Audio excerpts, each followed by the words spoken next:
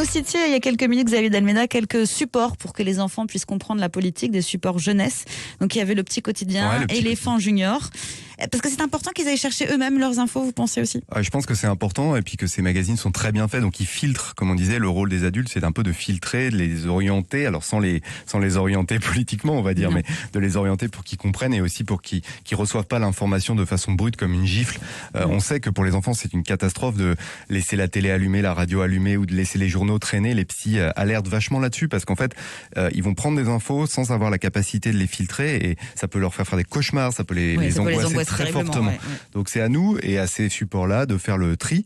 Et c'est très très important. Donc je pense que passer par ces magazines-là, mais il y a aussi d'autres moyens de leur faire comprendre. Tout à l'heure, en venant dans votre émission, j'ai croisé Jamie Gourmaud. Il y a des émissions de Jamie, de C'est pas sorcier ou autres, qui parlent de politique et qui font une introduction politique aux enfants, qui leur permettent de réfléchir. Et tous ces supports-là sont vraiment hyper importants pour les enfants. Je pense que c'est une façon de les introduire à la réflexion politique. Est-ce que vous pensez qu'il y a un âge où on se dit là c'est le moment de leur parler politique, avant ça sert à rien? Je pense pas. Non. Je pense que c'est toujours le moment.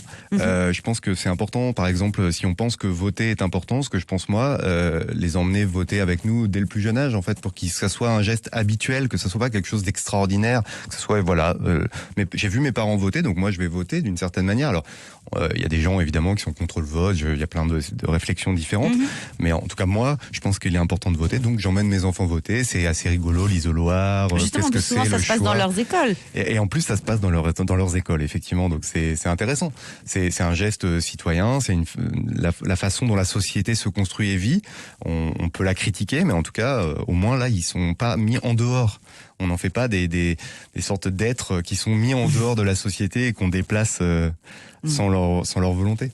Mais justement, est-ce qu'on s'intéresse assez à la jeunesse, aux enfants? Est-ce vous trouvez qu'on en parle assez en ce moment dans les débats politiques? Non, pas du tout. Je trouve qu'on en parle uniquement pour dire que c'est eux qui vont régler les problèmes dans 20 ans, quand ils seront eux au pouvoir. Je trouve qu'on dit beaucoup ça dans les débats, mais c'est la génération suivante qui va gérer. Moi, je trouve ça catastrophique.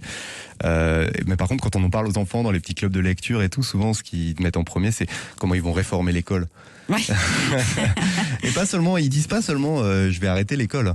Et moi, la dernière fois que j'ai entendu une petite fille en parler, elle disait moi ce que je voudrais c'est que j'ai école le matin, donc maths, histoire, français le matin. Par contre l'après-midi je peux développer une capacité que j'aime bien, par exemple la musique, le sport et ça. C'est intéressant.